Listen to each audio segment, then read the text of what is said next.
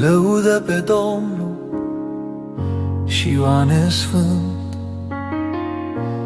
Ierusalime, înalță-i cânt.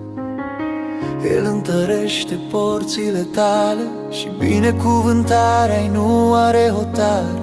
Dă pace ținutului tău mereu, cu grâul cel bun te satură Dumnezeu. Cuvântul lui aleargă pe pământ cu putere, viu și sfânt.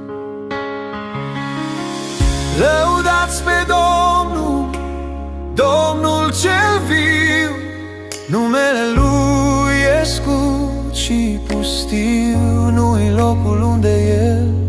Dumnezeul nostru binecuvântează și toate marginile pământului se tem de El.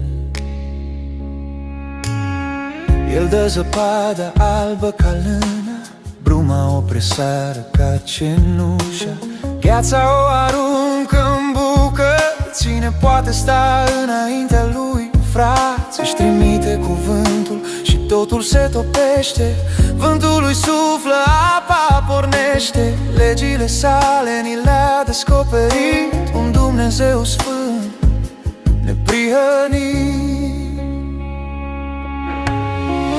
Lăudați pe Domnul, Domnul cel viu, calea Lui se cunoaște pe tot pământul. Mântuirea Lui ajunge la neamuri, toate popoarele laudă acum. Punte mai liniștită, Dumnezeu să aibă milă de noi, să-și și lumineze fața peste noi. Ne binecuvântează cu harul Său și neamurile văd că Tu ești Dumnezeu.